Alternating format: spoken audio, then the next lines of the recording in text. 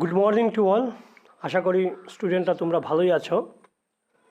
তো আজকে আমরা স্ট্রাকচার অফ অ্যাটম অর্থাৎ পরমাণুর গঠন এই চ্যাপ্টারটা আমরা পড়ব। এই চ্যাপ্টারে অনেক কিছুই আছে, ইলেকট্রনিক কনফিগারেশন অর্থাৎ ইলেকট্রনীয় বিন্যাস, ব্যালেন্সি মানে যোজ্যতা, পারমাণবিক সংখ্যা, পরমাণুর ভর, সমস্থানিক সমভার, এই সমস্ত আছে। তো আমরা শুধু আজকে স্ট্রাকচার অফ অ্যাটম চ্যাপ্টারের পরমাণুর গঠনের শুধুমাত্র ইলেকট্রনিক কনফিগারেশন অর্থাৎ ইলেকট্রনীয় বিন্যাসটা আমরা আলোচনা করব। ঠিক আছে? তো আমরা এটা আলোচনা করতে গেলে প্রথমেই আমরা বলতে হয় যে ঊনবিংশ শতকে যখন আমরা জানলাম যে একটা পরমাণু ইলেকট্রন, প্রোটন এবং নিউট্রন দ্বারা গঠিত, তখনই এই ইলেকট্রন, প্রোটন এবং নিউট্রন একটা পরমাণুতে কীভাবে সজ্জিত হয়ে থাকে সেগুলো জানা অত্যন্ত আবশ্যক হয়ে দাঁড়ালো। যাক, তো ইলেকট্রন, প্রোটন এবং নিউট্রন কী এবং কোথায় থাকে এ সময় সামান্য আমরা বলবো। তো দেখা যাক। তো ইলেকট্রন পরমাণুর ক্ষুদ্রতম কণিকাকে ইলেকট্রন বলে। এটা একটা ঋণাত্মক কণা এবং এটাকে জে থমসন বিজ্ঞানী 1897 খ্রিস্টাব্দে আবিষ্কার করেছিলেন। এটাকে ই চিহ্ন দ্বারা প্রকাশ করা হয়। এ হচ্ছে ইলেকট্রনের কথা। ঠিক একইভাবে প্রোটন একটা ধনাত্মক আধান বিশিষ্ট কণা, বিজ্ঞানী গোল্ডস্টেইন এটা আবিষ্কার করেছিলেন এবং এটাকে আমরা পি চিহ্ন দ্বারা প্রকাশ করি। নিউট্রন হচ্ছে একটা আধানবিহীন কণিকা, বিজ্ঞানী জে চ্যাডউইক 1932 সনে এটা আবিষ্কার করেন এবং নিউটনকে এন চিহ্ন দ্বারা প্রকাশ করা হয়। এখানে উল্লেখ করা ভালো, একমাত্র একটা হাইড্রোজেনে একটা পরমাণু যেখানে কোনো নিউট্রন থাকে না। বাকি সবগুলো পরমাণুতে নিউট্রন থাকে, শুধুমাত্র হাইড্রোজেন পরমাণুতে নিউট্রন থাকে না। তো আমরা জানলাম কি ইলেকট্রন, প্রোটন এবং নিউট্রন এই তিনটা কণা দ্বারাই একটা পরমাণু গঠিত। তারপর আসছে আমাদের যে পারমাণবিক সংখ্যা কী। আমরা জানি যে একটা পরমাণুর নিউক্লিয়াসে কি থাকে, প্রোটন এবং নিউট্রন থাকে এবং তার কক্ষগুলোতে থাকে ইলেকট্রন। তো পারমাণবিক সংখ্যা হচ্ছে একটা পরমাণুর মধ্যে সর্বমোট যতটা প্রোটন থাকে, প্রোটনের সংখ্যাকে আমরা বলি কি, আমরা পারমাণবিক সংখ্যা। পারমাণবিক সংখ্যাকে আমরা জেড দ্বারা প্রকাশ করি। অর্থাৎ একটা পরমাণুতে কোনো পরমাণুর নিউক্লিয়াসে থাকা মোট প্রোটনের সংখ্যাকে পারমাণবিক সংখ্যা বলে। ইয়াকে আমরা জেড দ্বারা প্রকাশ করি। পারমাণবিক সংখ্যা হচ্ছে প্রোটনের সংখ্যা এবং প্রোটনের সংখ্যা সাধারণত ইলেকট্রনের সংখ্যার সমান থাকে। তো প্রোটন যদি 7টা হয় তো এখানে ইলেকট্রনও কি থাকবে, 7টাই থাকবে। প্রোটন যদি 8টা হয় তো ইলেকট্রনও কি থাকবে, 8টা থাকবে। তারপর আসছে আমরা ভর সংখ্যা। আমরা জানি পরমাণুর নিউক্লিয়াসে প্রোটন এবং নিউট্রন থাকে, তো প্রোটনেরও একটা ভর আছে, নিউট্রনের একটা ভর আছে। এই দুটা ভরের সমষ্টিকে আমরা বলতে পারি কি, আমরা পরমাণুর ভর। পরমাণুর ভরকে আমরা এ চিহ্ন দ্বারা প্রকাশ করি। তো A equal to P plus N.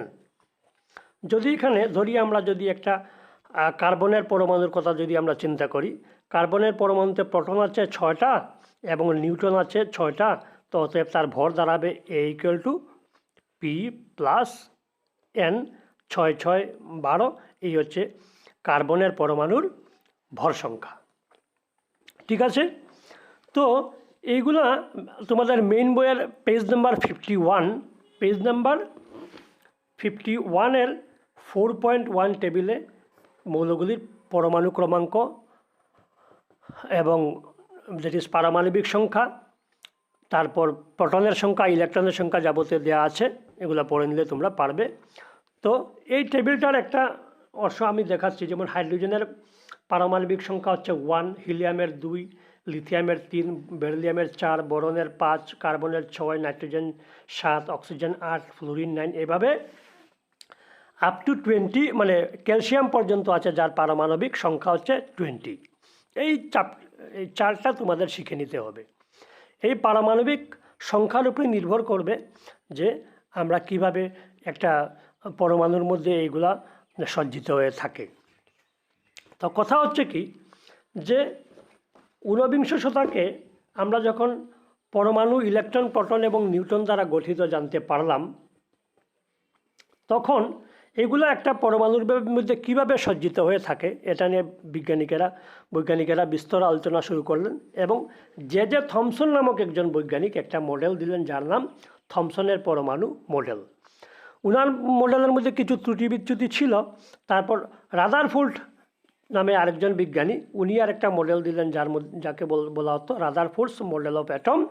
কিন্তু উনারটার মধ্যেও কিছু বিচ্যুতি ছিল, ত্রুটি ছিল। তারপর আসলো বোরস মডেল অফ অ্যাটম। তো বোরস মডেল অফ অ্যাটমের পরে আমরা যখন ইলেকট্রন, প্রোটন এবং নিউট্রনের অবস্থান সম্বন্ধে জানা প্রয়োজন হলো, তখন বিভিন্ন কক্ষপথে ইলেকট্রনগুলির বিন্যাস কীভাবে হয় এটা নিয়ে বোর এবং বুরি দুজন বিজ্ঞানী কয়েকটি প্রস্তাব দেন। সেই প্রস্তাব অনুযায়ী আমরা ইলেকট্রনীয় বিন্যাস বা সজ্জা লিখতে শিখি। তো কিভাবে এইগুলা বিভিন্ন কক্ষে থাকে এগুলা নিয়ে আমরা এখন আলোচনা করব। তো বুর এর পরে আলো বুরবেরি বা বুরবুরি বলা হয়। ওনার প্রস্তাবগুলো কী কী আছে আমরা একটু জেনে নেব। ঠিক আছে, প্রথম প্রস্তাবে বলা আছে যে কোনো কক্ষপথে বা খুলে সর্বাধিক 2n² সংখ্যক ইলেকট্রন থাকতে পারে। 2 নম্বর বলছে পরমাণুর বহিরতম কক্ষে সর্বাধিক 8টি ইলেকট্রন থাকে। 3 নম্বর কথা হচ্ছে কোনো একটি পরমাণুর নিম্নতর শক্তির খুলের ইলেকট্রন বিন্যাস পূর্ণ না হলে উচ্চতর শক্তির খুলে কোনো ইলেকট্রন প্রবেশ করতে পারে না। কথা হচ্ছে যে 2n², প্রথম যে সূত্রটা আছে এটা কি 2n², এটা সম্বন্ধে আমরা জেনে নিই। আমরা এটা যদি একটা পরমাণু হয়, পরমাণুর নিউক্লিয়াস হচ্ছে এটা, এখানে প্রোটন এবং নিউট্রন আছে, এইগুলা হচ্ছে তার খুল। এই 2n² কীভাবে, এটা একটা সূত্র, কীভাবে ইলেকট্রনগুলো সজ্জিত হয়ে থাকে আমরা বুঝে নেব। এর আগে আমি 2 নম্বরটা বলছি। এটা যদি পরমাণু হয়, এই কক্ষটা হচ্ছে তার বাইরেরতম কক্ষ, সবের আউটারমোস্ট শেল, এবং এটা হচ্ছে তার পেনাল্টিমেট শেল, অর্থাৎ শেষের কক্ষের আগের শেল। তো 2 নম্বর সূত্রে বলা হচ্ছে যে এই বাইরের শেলে 8টার বেশি ইলেকট্রন কখনো থাকতে পারবে না। আর 3 নম্বর সূত্রে বলছে যে যত সময় পর্যন্ত বাইরের কক্ষের আগের কক্ষ অর্থাৎ নিম্নতর শক্তির কক্ষ সম্পূর্ণ না হবে, তত সময় পর্যন্ত এর পরের কক্ষে কোনো ইলেকট্রন যাবে না। এগুলো নিয়ে আমরা এখনই আলোচনা করছি, দেখা যাক কী হয়। তো এইটা যদি আমার একটা পরমাণু হয়, এটা হচ্ছে তার নিউক্লিয়াসের পরে এটা একটা কক্ষ, তার কক্ষেরটার নাম দিলাম কি কে কক্ষ।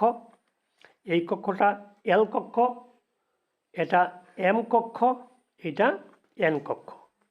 তো এটা যদি 1 2 3 দিয়ে বলি আমরা, তো এটা হচ্ছে 1 নম্বর কক্ষ, এটা 2 নম্বর কক্ষ, এটা 3 নম্বর কক্ষ, এটা 4 নম্বর কক্ষ। তো আমরা কি জানবো, আমরা 2n², এই সূত্রটা আমরা শিখবো এখান থেকে। তো আমি একটা টেবিল আকারে লিখতে পারি। কক্ষের প্রথম কক্ষ কি কে, এই কক্ষ।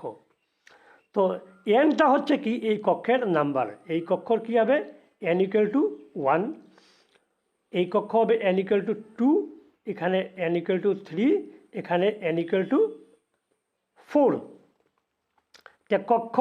কে কক্ষর n এর ভ্যালু কত হলো 1। তো এখানে কি আছে 2n² আমরা শিখব 2n²। 2 এর 2, n এর ভ্যালু কত এখানে 1, তো 1²। তো 2 × 1 × 1, 2 × 2। কি বুঝলাম আমরা, এই কে কক্ষে ম্যাক্সিমাম 2টা ইলেকট্রন থাকতে পারবে, 2টা ইলেকট্রন থাকবে। ঠিক আছে, এর পরের কক্ষটার নাম কি কে এল কক্ষ, এটাকে দিলাম আমি এল। এটা ক নম্বর কক্ষ 2 নম্বর, তো এই দিলাম আমরা 2। 2n², 2 × n এর ভ্যালু কত 2, তো 2²। 2 × 2 × 2 = 4, 4 × 2 = 8।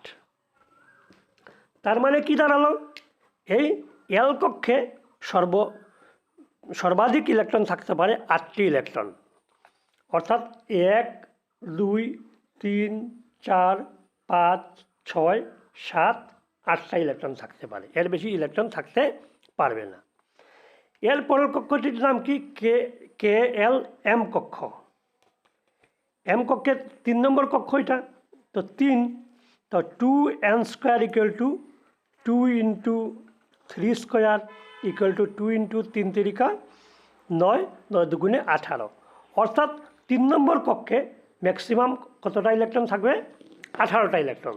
তো K কক্ষে 2টা, L কক্ষে 8টা, M কক্ষে 18টা, আর N কক্ষে কি থাকবে? N টা 4 নম্বর কক্ষ, তো 4, 2n² = 2 × 4², দেন 2 × 4 × 16, আর 16 দুগুণে 32।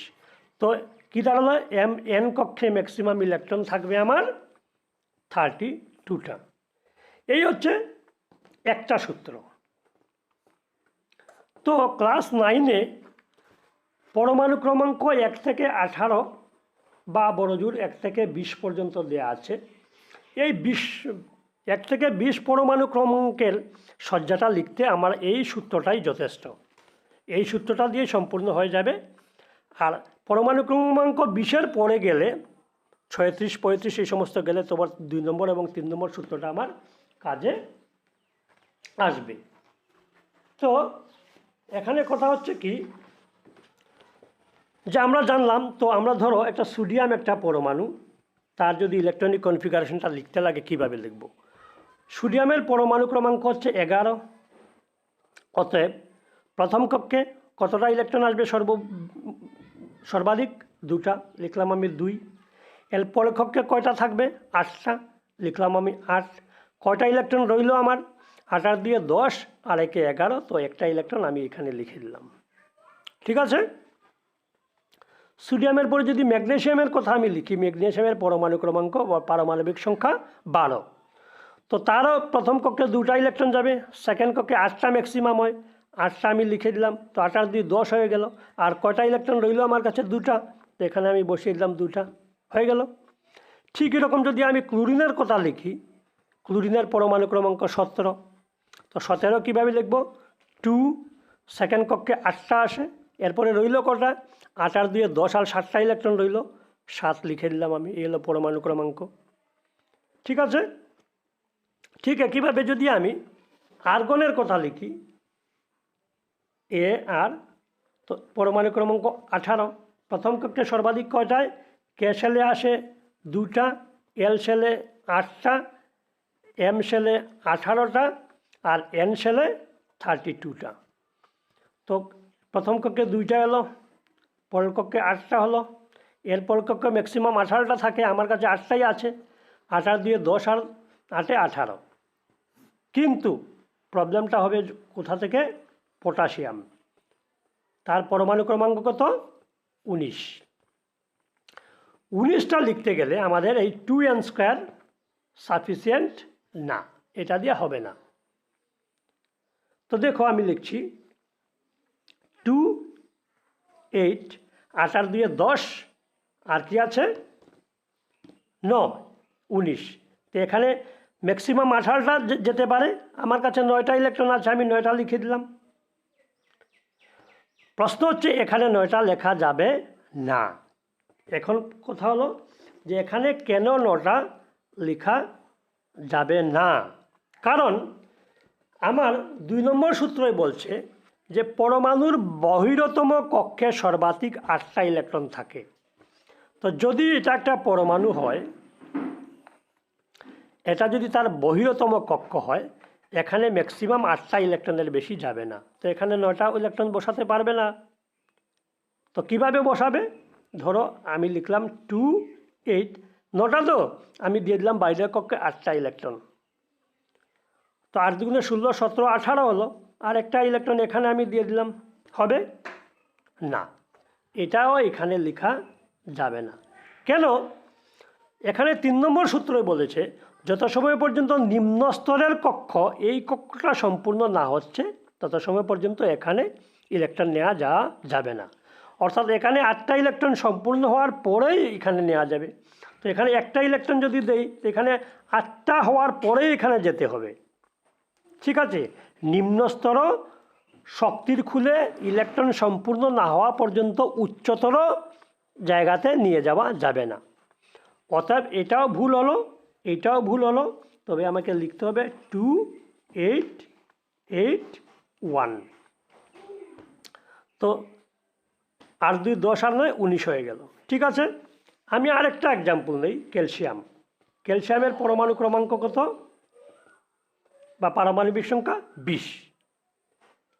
তো এখানে কি হবে 2 8, আবার একই প্রবলেম, 8 আর 2 10 হয়ে গেল, আরও 10টা ইলেকট্রন। তো 10টা ইলেকট্রন কি এখানে লিখতে পারবো আমি? না। কেন লেখা যাবে না? যেহেতু বাইরের কক্ষে সর্বাধিক হতে পারবে 8টা, তার বেশি লেখা যাবে না। তো এখানে 10টা লেখা যাবে না। তো লিখলাম আমি 2 8, বাইরের কক্ষে 8টাই দিয়ে দিলাম, রইল কয়টা আমার? 2টা।